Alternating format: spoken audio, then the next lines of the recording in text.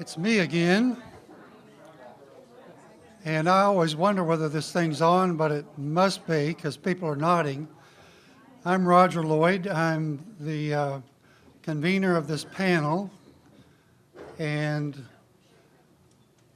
the panel tonight and the discussion is on homes and homelessness in Durham. And we have a terrific group of people to discuss that matter, and that includes you. So we want everybody to feel that it's your discussion and not just simply a pre-planned program, and that the opportunity is for us as a congregation to think through these issues. I might point out that there is a city council meeting this evening also discussing this matter, and they're talking about a new possible sales tax, possible home tax increase of 1 cent per 100 that will help fund providing more homes for low-income and homeless people in Durham. So after this is over, if you feel so inclined, you can head to City Hall and take in even more on this topic. It starts at 7, so knowing them, it'll still be going by the time we finish at 8. Probably going for a long time after that. The hope is that instead of trying to take on all the parts of this topic, which is really vast, it's much bigger than we have time to cover in any hour-and-a-half discussion. The hope is that we will hear from 3 people who are involved in these issues on an everyday basis in different ways, and that we will take the opportunity then to think through the questions that are on your table. There's a sheet of paper on your table. There's one for each person. On one side it has group discussion questions. We'll get to those later. On the other side it has the point in time count, and Catherine will talk about that as part of her presentation. And you're welcome to take these with you. Also, let me say there is not a cleaning crew tonight, so after we're through, you're on your own to clean up your own mess, and we will appreciate it if you'll do that. And we can certainly use the help. So the topic of homes and homelessness in Durham. I saw a national statistic that for every 300 low-income families who need a home, there are only 30 homes available. I don't know if that's really a true statistic, but it's an interesting statistic. It may be not quite that balance here in Durham, but it certainly is the case that low-income housing in Durham is a real challenge for people who are homeless and also for people who have low income who are in some sort of place but not really where they would like to be. So to talk about this tonight, what we are doing is to take the model of the book that we've all read together, a lot of us have read together, the book by Sam Wells and Marcia Owens, and to try to listen to people who are working in this area and people who live in this area and see what they can help us understand. Instead of bringing what we already know, to try to listen to what they're saying and try to pay attention to what we can hear as a congregation from it.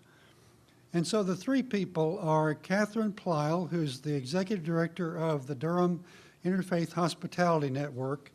Incidentally, the page of paper has a lot of websites, including theirs and including the Habitat website. So you can follow it up and look for more. Rebecca, I have your last name. It's in my office. So what's your last name? Leonard. Rebecca Leonard, who is a staff member on the Habitat for Humanity of Durham staff, and we're glad you're here. And also joining us is Belvalon Nicholson, who is becoming a homeowner in Habitat. And you all met her because she made a presentation in our congregation in worship 4 or 5 weeks ago, and we are all helping to build her house, along with lots of other people. So Catherine, we'll start with you. The question I'm going to ask all 3 of you, and if you'll answer this one, then sit down and then the second person can come answer it. The first question is, How did you get involved with the organization you're involved with? Tell us your story. You can use those mics right there. No, come right up here. No, I want you to stand up because I sat down and I couldn't see the people, and it's easier for the mic. Okay. So in 1999, I was working for IBM, and I had been involved at my church is Immaculate Conception. I had been the chair of the finance committee for 3 years, and I was rolling out of that role, and I was looking for something else to do, to get involved in. My pastor there, a Franciscan priest, had gotten a lot of us very interested in social justice work. So on Pentecost Sunday, when we had the ministry fair, I signed up for IHN at that time as a volunteer. So that was 1999, and I was a volunteer there for a couple rounds. Immaculate Conception supports Westminster Presbyterian, and after just a few months, the coordinator at Immaculate Conception asked me. He said, "We need to have someone on the board. Immaculate Conception needs to have someone on the board. So either, you take over as a coordinator and I'll be on the board, or vice versa." And I said, "Ooh, okay." So I said, "I think I'm more comfortable being on the board." So I was on the board. So I was on the board at Durham IHN from 2000 to 2002. I was the treasurer in 2001. I was the president in 2002. And then when I rolled off the board at Durham IHN, it just so happened that the Immaculate Conception coordinator was moving away. So I said, okay, well, I still want to be really heavily involved in IHN. So I said, I'll be the coordinator at Immaculate Conception. So I was the coordinator for the next 10 years there.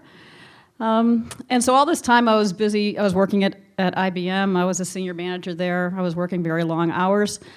But I really wasn't able to give as much time to social justice work as I really wanted to.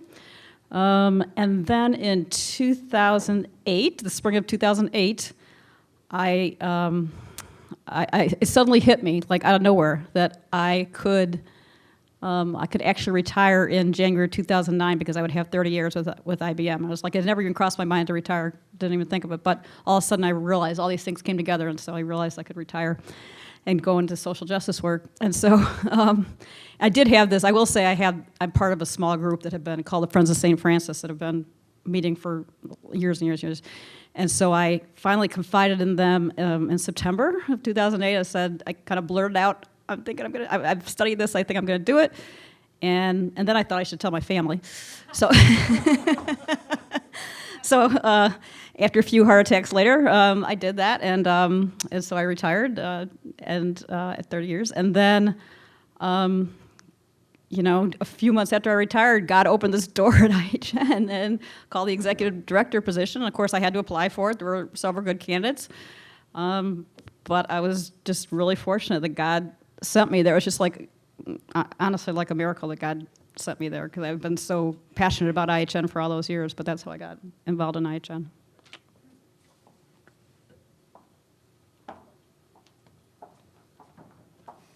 Thank you.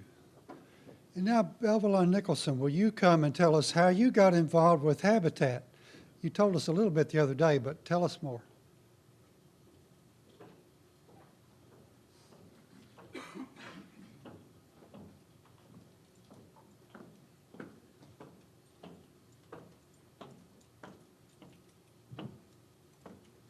I'm not a talker in front of crowds, but I'll try. Well, I just applied for the program. I guess I just wanted to be able to give my kids a home, because we do live in low-income housing, and it's not a very safe place for them to play outside. So I just applied, and I thank God that I got accepted. I didn't think I would, because I wasn't sure how my credit was. But the only thing I had on that was $329 Verizon bill. And I just want to say thank you to all of y'all, because without Habitat and y'all and the volunteers, my dream wouldn't come true. And I'm very grateful to all of y'all for what y'all are doing for me and my family. And I just want to say thanks.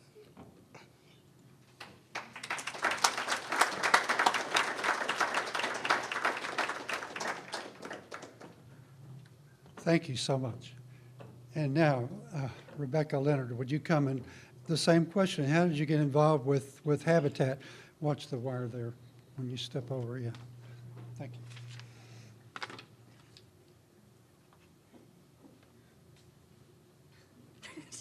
She makes me cry every time.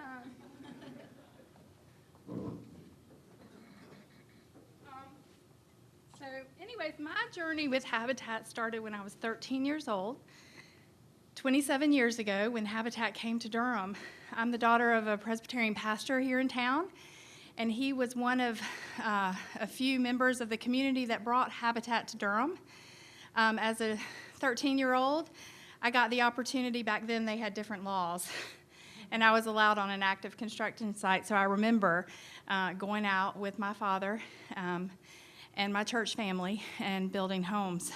That was a long time ago, and a lot of things have happened since. I actually began working for Habitat a little over a year ago when I realized as a youth minister here in town at First Presbyterian Church, working 3/4 time, that I needed to supplement my income somehow, some way.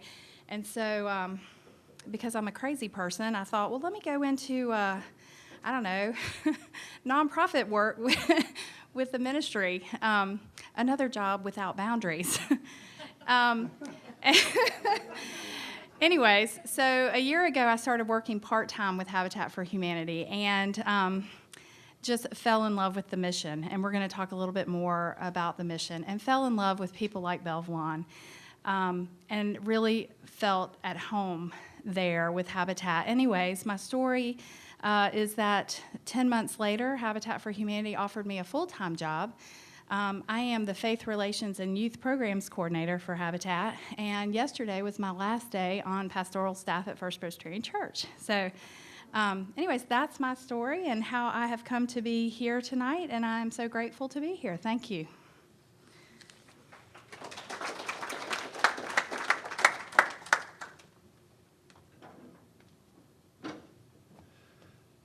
Good.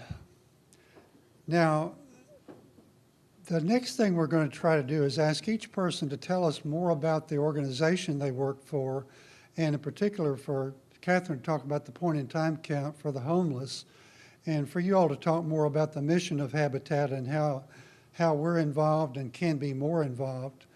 And the third question is going to be about what you hear from the people you work with. So, but the second question, come and answer that one if you would.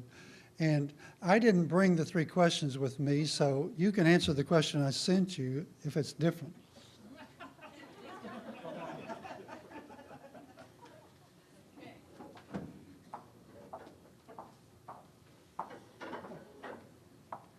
So let me tell you what my question was. My question was, what do you think are our greatest accomplishments recently, and what are our greatest challenges? And then he said, here, perhaps you could discuss the point in time count briefly. So I will do that. Let me talk first about accomplishments. I think, certainly from an IHN standpoint, I think considering that the economy has been so difficult lately, I think the results from Interfaith Hospitality Network and the number of people that we've been able to help get jobs and into housing in the short time that they have, which is 90 days, I'm very proud of that. And I think, like I say, it's been incredibly hard, but I'm proud that we've been able to help as many families as we have and been successful as that. And I think the fact that we added 2 years ago, we added an alumni support program so that we can continue to support the families for a year after they leave. I think that's been very, successful and helpful to our families. I'm also really thrilled that we're in a financial position to start serving 2 more families, which we're poised to do any week now. Hopefully beginning the second half of this year, we will be moving from serving 4 families at a time to serving 6 families at a time. And that is so necessary because we turn away families week after week after week. So we're just so excited that we're at least in a financial position to do that. And I'm going to talk more about that in a minute. On I'm really proud of the collaboration that's going on among the agencies that serve the homeless population in Durham. When I started in this job 3 years ago, I mean, I think everybody's, I'll just say, playing nice. I mean, everybody was, good to each other, kind to each other. But I don't necessarily feel like it was a very collaborative environment. I think everybody, there's a little bit of, of course, you're always going after money, individually and everything. And so, but now I just feel like it's, we're really at a major, we're really at a major turning point. And I was trying to think about how it got that way, and I kind of think that it happened when it started last spring. I mean, when it really turned was it started last spring when us and Housing for New Hope, we got together. First, we got together to start planning this. We had this Faith Institute on Homelessness and Poverty, and then we brought in Urban Ministries, we brought in Genesis Home, we brought in DCIA, and many other players. But it became a big collaborative thing that we were all working on together. We had this one goal, and I really feel like, and I look back, that was kind of the turning point, that like now we're all on the same team, we're all working toward the same thing, and it just hasn't changed. And so I just really feel proud of that. And so I feel like we're all, we never do something where we don't think about the big picture before, we don't think about our organization first. We think about the big picture and then what we do. And so I'm proud of that. And I think this collaboration has brought additional recognition to IHN, because frankly, we're the smallest organization that serves families, and so recognition is an issue for us, and so I think we've gotten additional recognition. From a challenge standpoint, we'll always have the continuing need to raise money when, we're getting, the federal budget's getting cut, but that's kind of business as usual, so, I'll throw that out there, but I think that's business as usual, and I just think we have to always be creative and and gain more supporters, and so I think that's kind of business as usual. But I will say, getting to the point in time count, the point in time count is a nationwide thing that happens the last week of January every year, where everybody across the country tries to count how many people on that day are homeless. And we count the number of people in shelters, and we count the number of people, we try to count all the people that are on the streets or in cars, or in inhabitable places. So I won't honestly say it's necessarily the best way to get a handle on what's happening for the whole year, but it's an indicator. It's an indicator of the same time every year, January, end of January. If you look at Durham's point in time count from this past January, you do have papers on your table to look at, and we could spend time afterwards talking about it, but you could spend the whole time, and I don't think we want to do that. But you can see that there's actually, this year, on that point in January, there are 43 homeless families that particular night, which is essentially the same as the year before. So you can say it looks like at that point in time, the number of families was flat. It also says the number of overall homeless individuals in total went up by 46, from 652 in 2011 to 698 in 2012. Now, it's my understanding that some of that is caused by TROSA classifying some of their residents as homeless this year, but nonetheless, to me, it shows the reality that there's really is just a lack of affordable housing and jobs out there. And when I say that I don't think that the point of time count is necessarily the best way to get a picture of what's happening out there, because I know for sure for IHN, we had the highest daily occupancy rate in our history in 2011 of 12.8, and that's 12.8 versus a kind of a target occupancy rate of 12. So just to give you an idea of where we've come from, in 2007, our average daily occupancy rate was 6. So it went from 6 in 2007, 12.8. So you can see that the point is we're just completely full all the time. And all of us that serve families are. So we're, I'm just really trying to make the point that it looks, if the point in time count says that we're essentially flat, okay, in January, I guess we were, but that's what it says. But from a year-long standpoint, my sense is that we're continuing to grow a little bit or a lot over that period of time. Bottom line, we're really, we knew we needed to serve more people, and so from a challenge standpoint, we need more space. And I'll leave it at that until the next questions.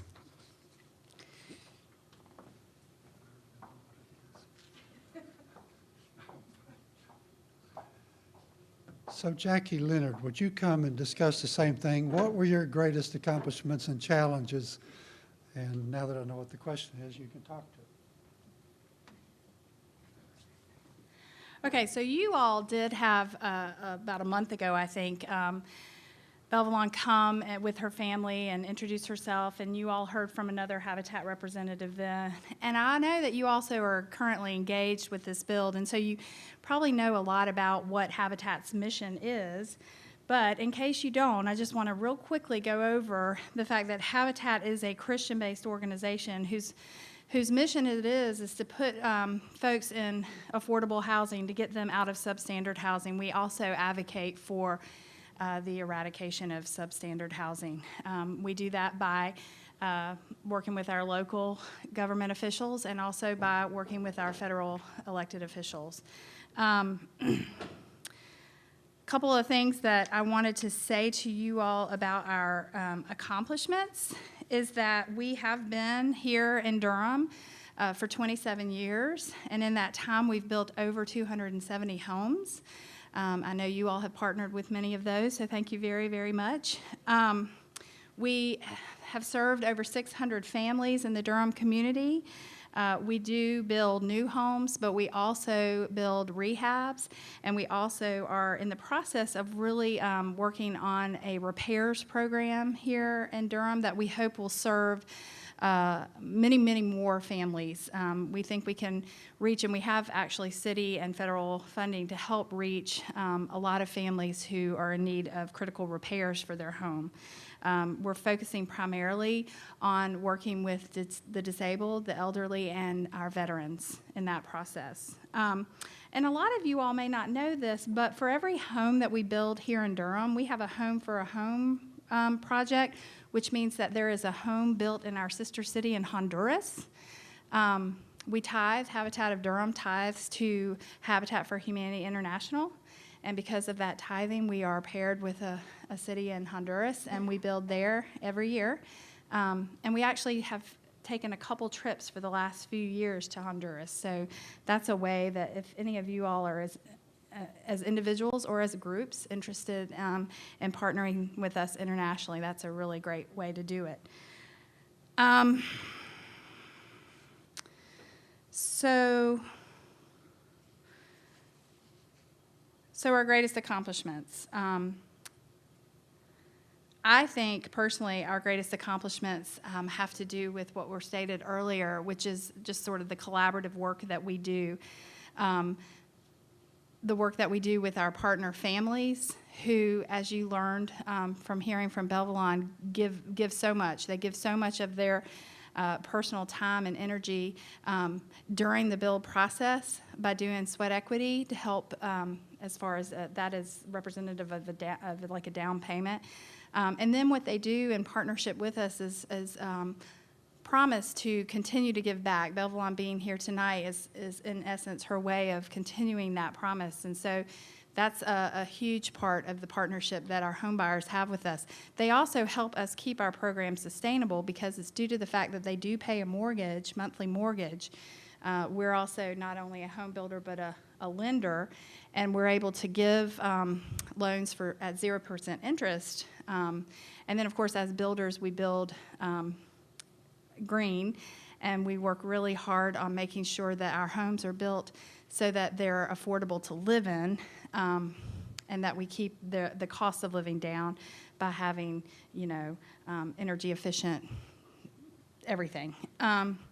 So anyways, that's something that I'm proud of, the collaboration between the families. Also the collaboration between the communities and the sponsors, the communities that help us build, and that would be congregations like you. It would also be charitable trusts and individuals. It would be groups of young people. We have a Youth United program that builds a home annually. It would be women in the community. And I've put on your tables just some information about some of these programs that we do, ways in which you can get involved. But those collaborations are great accomplishments, I think. Just the whole aspect of volunteerism, Habitat is a way in which we can all live out our faith in action. And so it's a beautiful partnership. It's a thing that we can do together in ministry.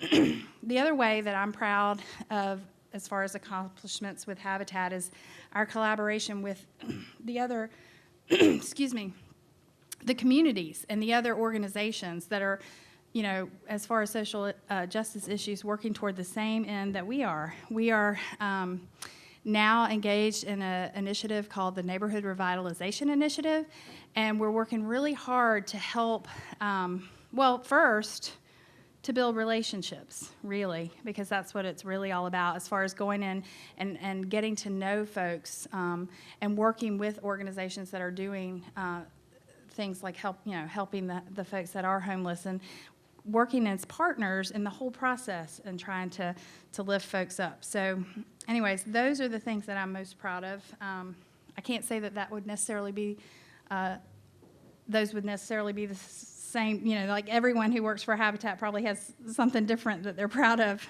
but those are the things that make me most proud. Our challenges are the same. Sustainable funding, you know, business as usual. It does cost a lot of money to build affordable housing. So anyways, we're always looking for sustainable funding. Building the community relationships, it takes a lot of time and a lot of energy, and that is something that we're committed to doing, but it's certainly a challenge because, of course, we don't ever have enough time in a day or enough staff to do all the work, so we really depend on our volunteers to help us with so many facets of what we're doing. Okay, what are some of our other challenges? Do we have any? We have lots, but I think I'll end with those and let you guys maybe, as small groups, identify some of the challenges, because I know you will. Okay, good. I have something to ask you that's different, that you don't even know about, but I want you to come and invite people to the June 13th celebration at your house. Or you can do it from there. Well, you can come up here because it needs to be on the camera.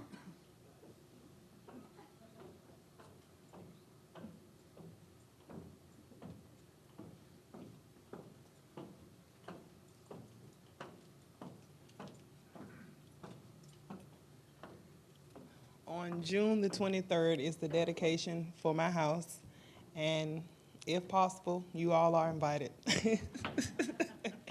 1108 Blacknall Street. 11:30. 11:30. And lunch will be served.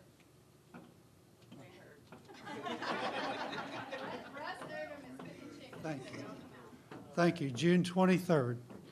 Don't trust me on dates or on finances. Okay. 1108 Blacknall. Right.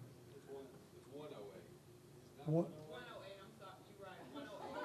108, See, I'm not the only one that has a problem now. 108 Blacknall. The closer we get, we'll send something out also as a reminder. Everyone's invited to it. Thank you, Dustin. Right. Yeah, it'll be a great evening, great afternoon, or great morning and afternoon.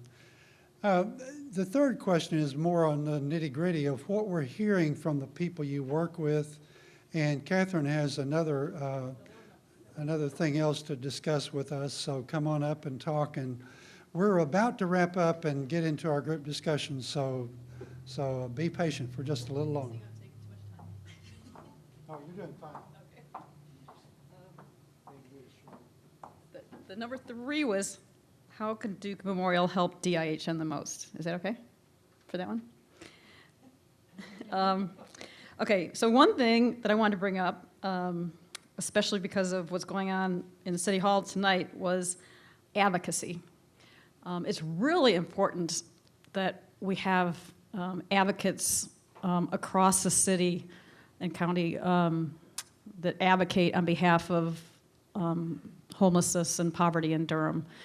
Because a lot of times the city council members tell, for example, me and my peers, we're sick of hearing from you. You know, there's even one person that's asserted that when we're advocating this because we're worried about getting paid and stuff like that. No, obviously we're trying to serve the people we're trying to serve. So it's really important that when issues of the budget come up and stuff like that, and what we'll do is we send notes out to the coordinators and such, and then the coordinators can send them out, but we may ask you to write a letter to city council or come just show up in numbers, or usually, we just need a couple people to speak at city council and such like that, or the county commissioners, or whatever it may be. But advocacy is the thing that maybe wouldn't be the thing that you would think of. It's something we need, but it really is important, and so I just want to bring that up, first of all. Another thing I want to ask you to consider, and I ask all congregations to consider, is to form what we call circles of support.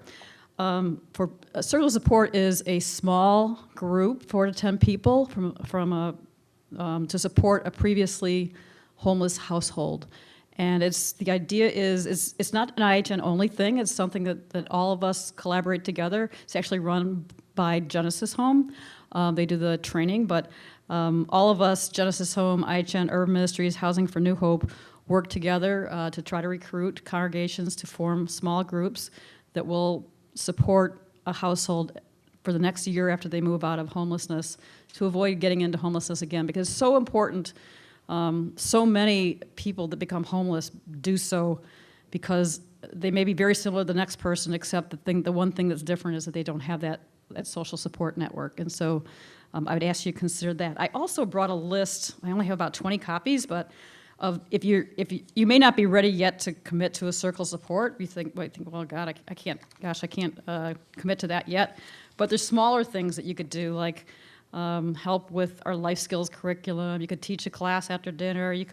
Or after they move out, you could just help them move, or you could throw a party the first day. Or I've got a list of things that you could pick up here if you're interested. There are smaller things that the sum of all of them equals a circle of support. Let me say it that way. But I'll put them there. But things that are more, let's just say, personal, they're social support types of things. And the last thing that I think that Duke Memorial is, somewhat uniquely positioned to do, I mentioned space. I need space. You have space. Now, I brought this up with your clergy. They're interested in, having this discussion. We've had some discussions. Some members of the congregation were starting to talk, but I just feel like if there is some way that we could partner together and make use of the space that you guys aren't using in some way, it would be just such a huge blessing. And I'm just hoping that God's calling out and telling us that this could be something really wonderful. So I'm really excited about the possibilities. I know there's a lot more work to be done, but I'm just bringing up that just seems to me to be something that is really worth everybody considering. And I know some people are starting to think about it, and I appreciate that very much. So that's what I wanted to bring up in terms of that question.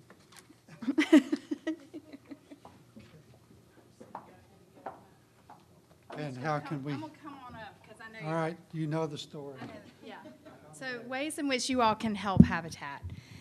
You're already doing a lot. This build is a very exciting opportunity of all of the, 14 Methodist churches and the Wilkinson Foundation. So this is huge. But we are still looking at Habitat to identify some specialized volunteers. So if you are someone who feels like you have a special gift that you might be able to plug in with Habitat, and it can be an array of things. It can be out on construction site. We have this wonderful group of older retired men and women we fondly refer to as the geezers. You may have heard of them. They are one of these specialized groups. They come out weekly, and we are extreme. Is there a geezer in the house? There's a lot of us. Oh, woo! We are so dependent on their volunteering, and they do have specialized skills. I've been asked by our construction manager to mention that we need some folks to help us with the final stages of a build that include things like cleaning up and touching up paint and in general just kind of sprucing things up for the home buyer to come home to a nice, clean home. And that takes a specialized volunteer. So that's something to think about. If you feel that those might be your special gifts, we're also always looking for folks who can help us with our programs. You'll see on your table that we have a couple of bike rides annually, a lot of big events and things like that. And so if those might be some of your gifts, organizing things like that, we would always love to have specialized volunteers helping us with that. As I mentioned before, we are a Christian ministry. And so I always like to tell, especially our Christian brothers and sisters, that prayers for our mission are always greatly appreciated. Prayers for our families, and also prayers for the folks that are on our waiting list, and for folks who don't even yet know about Habitat but who are struggling with homelessness or substandard housing. I want to chime in again on the advocacy bit. That is hugely important. I cannot express enough how important it is to go and to fight for these issues. We need you to speak out and to say what you think is right to our elected officials and to educate yourself about what these missions are. And I know that's what tonight is all about. So thank you for being here.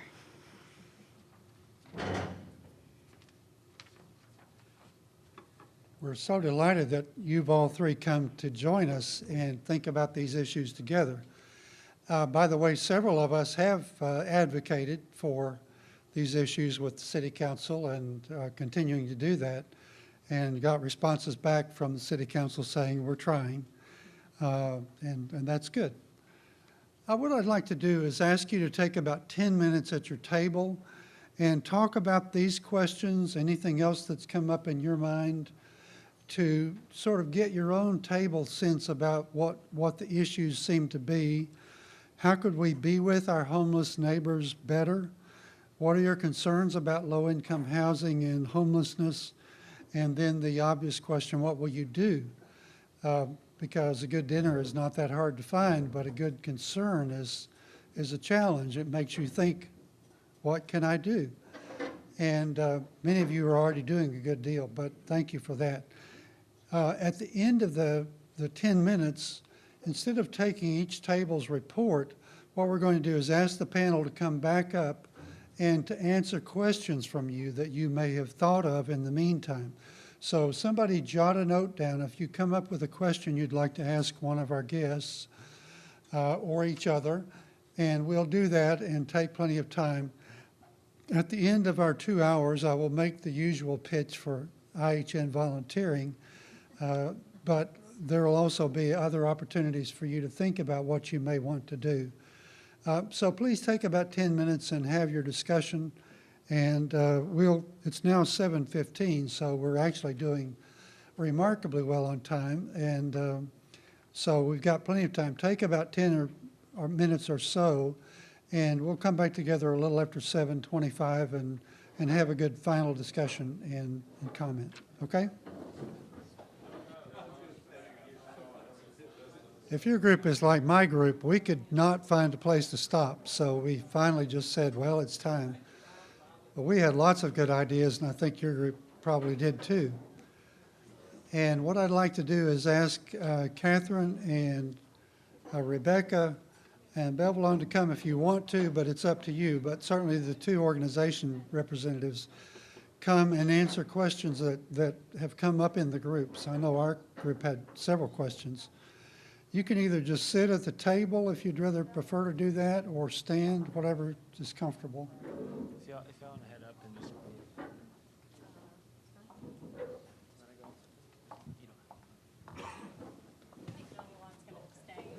Yeah, that's fine. And all I'll do is just call someone for a question. So someone want to begin with a question to one of these two? Roger. We brought up a number of questions. I'm going to ask one, but the first is I'm going to make a comment. which is, I really love the ideas of the circle of support. Is that what you called them? And most of the folks here know that I've been on reconciliation reentry care teams, and Ginger and I were on an AIDS care team a number of years ago, and we find that this to be an extraordinarily wonderful way of doing ministry with people, and building relationships over a long period of time and offering the kind of support. And so, I think about the size of our congregation, and you said it takes 4 to 10 people to be on one of these teams, and it's just an extraordinary model of ministry that I think is good for everyone. And so I just want us to, I don't know, the next time you're in a Sunday school class or a committee meeting or whatever, bring it up again and say, who's interested in this kind of thing, because I think it's a great ministry. The question of the ones we picked that I wanted to ask was, and Tim was mentioning this, that people and families become homeless for a number of different reasons. And what is the city or organizations, or can we do as a congregation that helps identify and support at-risk families in the way that they need it before they become homeless, in order to maybe prevent their becoming homeless? Wow, that is a big question.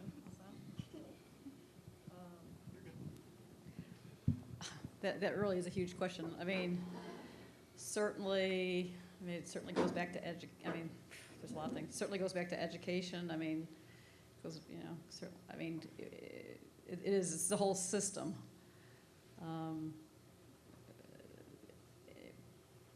Intergenerational poverty is obviously an issue. There's a lot of mental health issues in terms of what you can do specifically. I honestly think there are some kind of one-by-one things that, like, a lot of it's going to be advocacy. I mean, honestly, if what you can really do, a lot of things are going to be advocacy. A lot of things are when you do run into a family in need. One of the things, I didn't say, but is the brokenness of many of the families that we get at IHN. They just feel so defeated, and they feel so guilty about what they're doing to their, that they've gotten to this point with their children. And so, anything to build their self-esteem.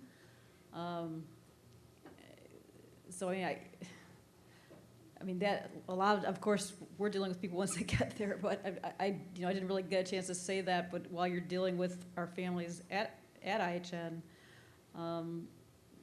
homeless, I don't even like to use the word homeless families, honestly. I try to, I know I do, and we do, but these people are in the crisis of homelessness. They're not, the adjective homeless, I hate it, honestly, I do.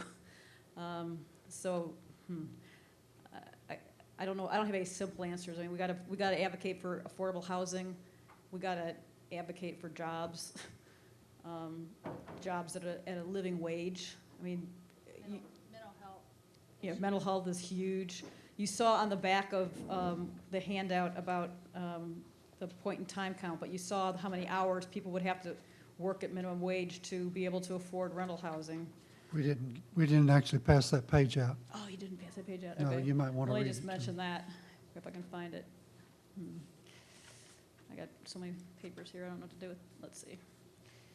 Okay, this page that we didn't hand out says, Durham is one of the most expensive rental housing markets in North Carolina. A minimum wage earner making $7.25 an hour would have to work 102 hours a week to afford the average or fair market rent of $742 for a one-bedroom unit, or 115 hours a week to afford the fair market value of $832 for a two-bedroom unit. Now, if a person's on SSI, then they're getting $674 a month. So that means they can afford a rent of $202, because we usually go with 30%. That's what's considered affordable. So you can see that. That's why when I talk about advocacy and these things being so important, and I know it doesn't come naturally to many of us, but it actually gets easier as you do it, believe me.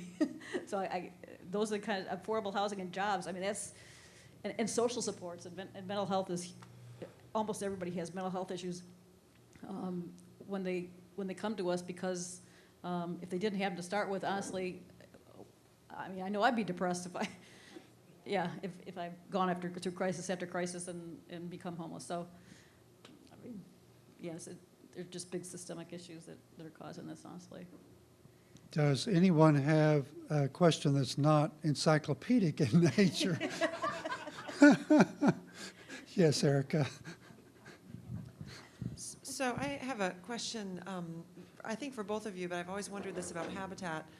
And also, you know, homelessness has many manifestations, and it seems to me that one of the really big challenges is you don't just move into a new home and it's suddenly a home. You move into a new space and you need everything. Now, I know some of these families are keeping belongings in storage, or they're moving from another home, so they may have some things. But one thing I've always wondered is there a way that congregations, you know, members of congregations who can't necessarily spend the time or don't have the physical energy to build, can support the families through other sort of housewarming kinds of events, where we could throw a housewarming for someone moving in, and that could be a really celebratory way for the congregation to welcome people into their new home. Yes, absolutely. Showing your support in that way is hugely beneficial. And you're right, when they move into a home, there are a lot of things that they will need. Not everything, but many things. I know that Habitat has some restrictions where this is concerned, and that's part of the reason why we encourage you to get to know your partner families, because then it's a personal relational gift as opposed to coming from and through Habitat, because we do have those restrictions. But the support circles, I mean, that's what, and I'm going to let you speak to that, but that's what it's all about, identifying the needs and helping fulfill the needs. And if that is, well, I need 2 twin beds for my 2 twin girls, okay, let's go get you 2 twin beds. Well, and they sure would like, you know, some really pretty, you know, butterflies on them or whatever, and personalize it in that way. And that's hugely important and supportive of that family. Yeah, so that is one of the items on my list, for those of you that didn't get a chance to look at that. But and I always say, you know, the number of families that are homeless in a year, if every church could just take on one family, I mean, in a year they'd be set. I mean, it's crazy. We can do this. We can fight this. We can make this go away. I will speak real quick to a little bit more of the systemic issue of families moving into homes. Is that, you know, Hold the mic up. we do continue to offer support to families. You know, things along the lines of continuing to help them with financial, give them guidance. We teach them about what it means to be a homeowner. So we don't just put them in their houses and say good luck and goodbye. We continue to partner with them in the ways that they need that partnership. And that's a part of the support circle kind of idea that we're talking about here, which is so hugely important. And we do have, we have an aftercare program, but the circle of support is so much more personalized, and that's why everybody wants someone to love them. I mean, a lot of times, a lot of our guests don't really feel like they have anyone that loves them. The person they might think loves them the best is the case manager. And so that's why it'd be great to have a circle of support. And I should also mention, the circle of support is really not a financial thing. No. It's not intended to be something where you pay the monthly electric bill or whatever.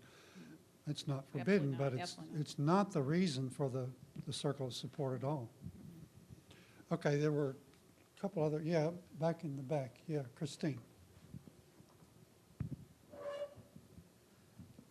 As the mortgage holder for these houses, what does Habitat do if the breadwinner loses their job and obviously cannot make the house payment? Do they foreclose? Do they give them grace? What? Both. We're not immune to foreclosure, although our rates are like minuscule. I think in Durham, there's maybe been 3 in 27 years.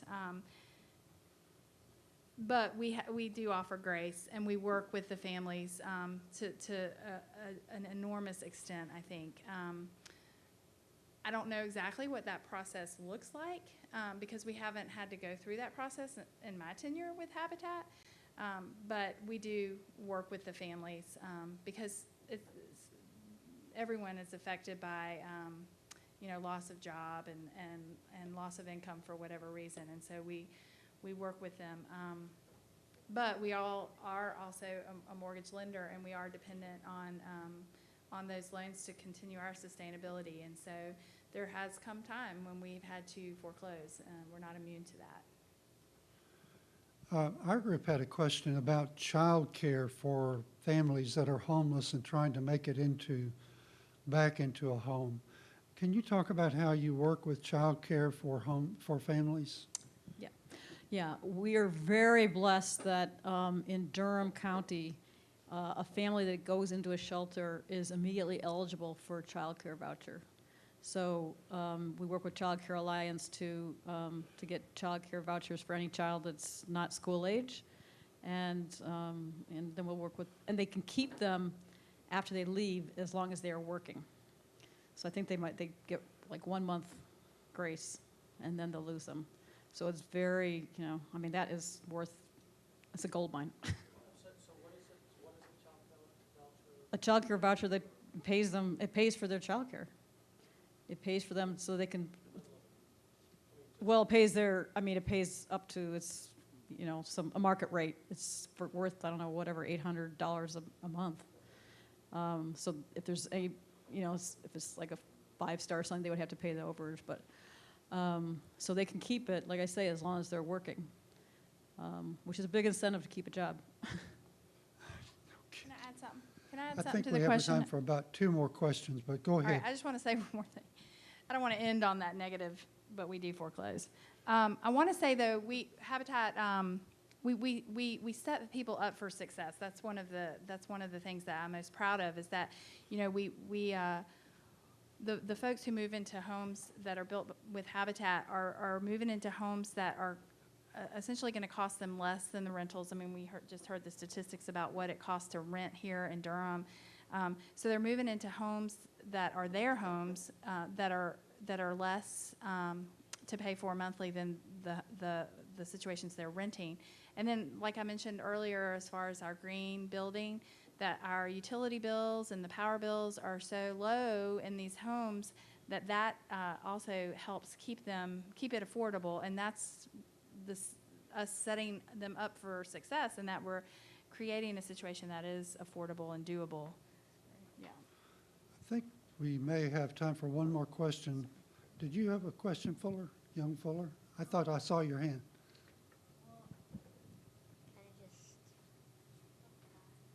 Please ask it. You don't have to have one, but I thought I saw you had a I'm question. sure it's brilliant. I want to hear it. I think I may have forgot, but Okay. All right. Well, if you think of it, you can always ask later. Thank you, though.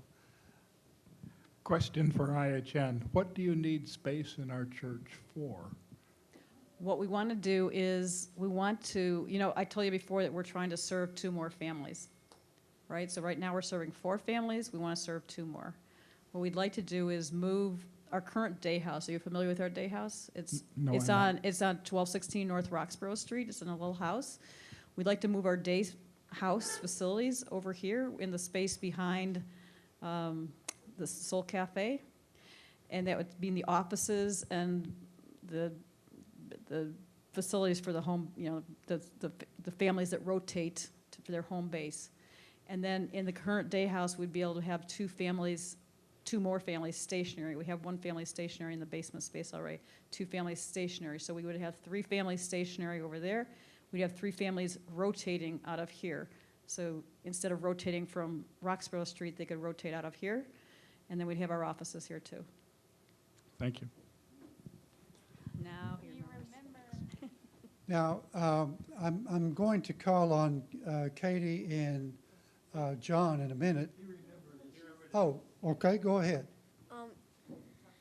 so like after they've moved in, after how long are they like on their own and they're a family and you're not with them anymore? That's a good question.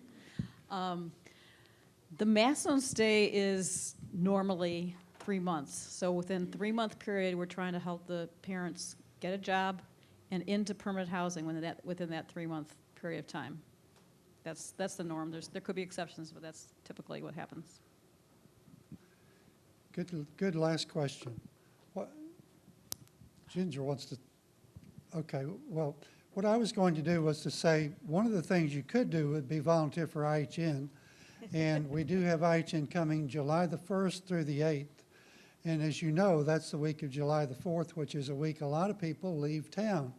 So it'll be a tougher week than usual. We've done holidays before. They seem to call on us occasionally to do holidays, don't they, Catherine? And it's because we can do it. And the reason we do it is because a lot of people chip in and help out. And I have the sign-up sheet with me tonight after we dismiss. You can come up and sign up, or I'll email you or do other things. But that's certainly one thing. It's not exactly being with in a way, but it really helps if you will join in and help out. And now Ginger wants to say something. Thanks, Roger. I didn't want to interrupt you. I want to say just a little bit more about what Catherine was mentioning about our exploring an idea of partnering together. I was talking with Catherine, I don't know, a few months ago now, about some things not even related to Duke Memorial. And she said, by the way, at the end of our conversation, we're looking to expand our space. So if you know of any congregations that are moving out of their space or not using their space, keep us in mind and let us know. And I said, well, we have some space that we don't use all that often. Would you like to have a conversation about, looking together about what that might be like? And so that has started a conversation together. We got Reynolds involved pretty quickly in that conversation, and Roger Loyd is our IHN coordinator and our mission committee co-chairs to start to flesh this out and just ask, does this seem and feel like the right thing? Is this a God thing that God is doing in our midst, and we need to take an opportunity to think really clearly and in a focused way about? And so that conversation has continued, and we've put, the church council knows that we've put together a task force of those same people that I mentioned, including Fuller, who is on the IHN board, but is one of our regular IHN volunteers as well, and some others who've expressed some interest in this and have some passion about it. And what's happening right now is that we are still having a conversation and looking at what exactly would need to happen to our space to make it work for this kind of partnership, for IHN to use some of our space as day space.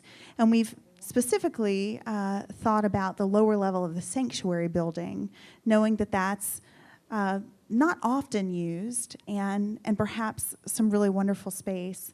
So those conversations are going on. I wanted you to know that that's what's happening. No decisions have been made yet, but those of us who have been a part of the conversation are really excited that this might really be a wonderful opportunity for IHN, for our congregation, and for the families who right now are being turned away from IHN as a way for them to expand.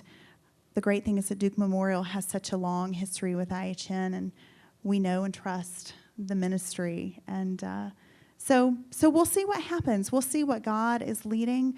We'll see if all the details of IHN's hopes can work out with Duke Memorial's hopes and plans.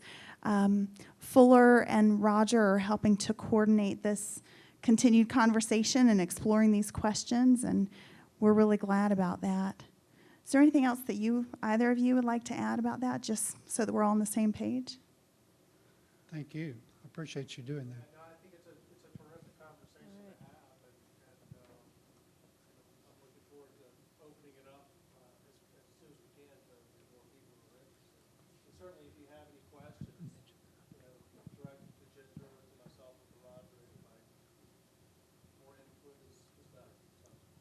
That's right, and we've been working to try to get input informally and formally, talking to some of the groups and ministries that do use that space to see how flexible we can be. Reynolds has talked with the 12-step group leaders, and we've had conversations with the youth to ask questions about, this is a space you currently use, and how would it be changed if we had IHN as a day space in that area? And I think some great conversations and a real emphasis on wanting to make sure that all of our ministries are supported and have the space to flourish and expand. So that's been part of the exciting part of this. Day space Day space is space that would be from about 6 o'clock in the morning until about 5:30 in the afternoon. The families would either be here, or if they're working, they would be elsewhere and in childcare. But this space would be available to families if they're not otherwise occupied. The staff would also be here, and they would have access to computers that they could do their work on and search for jobs and so forth. And so it's the equivalent of the space at the day house, but it would be here instead of there. So, You want to add anything to that? And so including that, things you do at home during the day. You cook, you wash your clothes, You prepare for school, right? But it would take some adjustment to make the space ready for it, but it's not unthinkable at all. Okay, let me call on Can I just John. say one thing? I just really want to thank all the people that at Duke Memorial that have been working on this so far, and appreciate everybody's openness to just thinking about it and considering it, because to me it would just be such a huge blessing if this could work out, and it's quite an honor. I just feel like it's quite an honor that you guys are even considering it, so thank you so much. Thank you. Now, John and Katie, would you come forward and finish off the evening with a discussion of the dinner and discussion program and whatever else you want to say as mission chairs? And then we're through. I think I snuck up on him. John Legg, I'm one of the co-chairs of the Missions Committee, and Katie Gorman was here earlier, but her kids go to bed about 7:15. They go to sleep about 7:15, so she had to run out. Just wanted to make a couple of comments before we finish up. Probably first and most important, I would like to thank the three ladies that agreed to be our guests tonight and to share their insights with us, if we can thank them.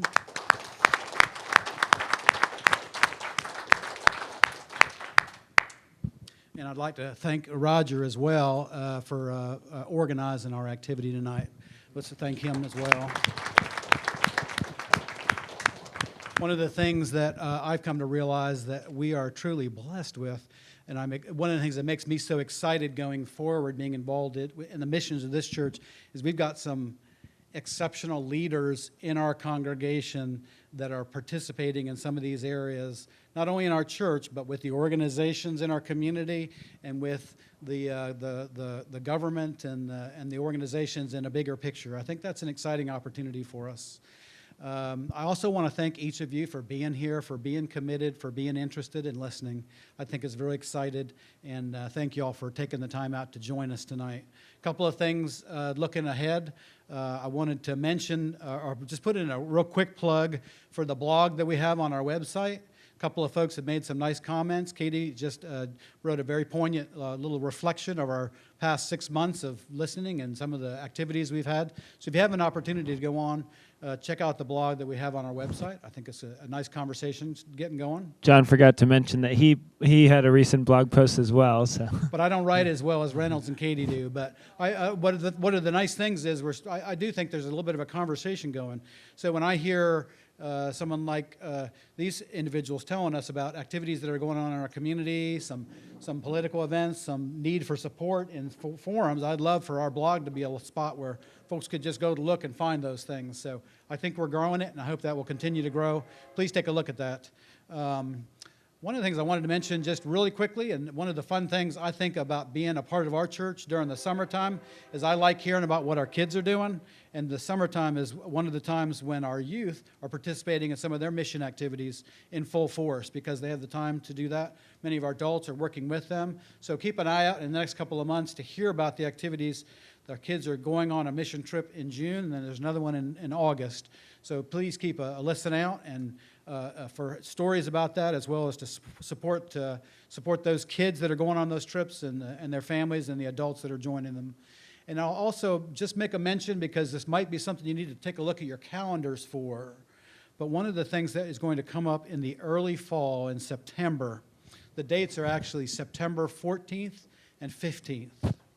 But a member of our congregation is going to help us to organize a pilgrimage in Durham that will involve individuals from our church, as well as some students from the Duke Divinity School, probably. And it'll be a pilgrimage to explore some of the heritage, history, and particularly the racial history and relationships in Durham by visiting and spending time and actually being present in historical locations throughout the community. Joy has done these pilgrimages before. She's offered to do that with us. There'll be a limited number of folks that will be able to participate in that. I mention it now and to take a look at your calendars, because it will actually be a Friday and a Saturday, September 14th and 15th. So if you're working a job like mine where you got to put in a little bit of notice to be off of work, be mindful of that and be thinking about that. We think it'll be a great opportunity for our congregation. So be thinking about that. Did I leave anything out? Yeah. We did say a blessing. I think you fell asleep. I think you might have been nodding off. Just kidding. And we were looking for a volunteer to close this. No. Oh, yeah. If there's nothing else, go ahead. One more announcement. On July 8th, it's a Sunday after church. We're having our first celebration as part of the mission theme. And that's going to be after church in the afternoon. And it's going to be a community day, block party at our church, where we're going to invite people from the community to come and enjoy fellowship together. So that's going to be on July 8th. If you'd like to help out with that, you can get in touch with Caitlin. She's the one in charge of putting it on. So. That's it. Should I close? Sure. Let's bow our heads for a brief prayer. Lord, thank you for bringing us together and giving us the opportunity to hear from individuals and from people who have experience in ministering and being in ministry. Help us to understand how we can work more closely together and be closer in relationship with each other, as well as those in our community who have needs. In Christ's name we pray. Amen.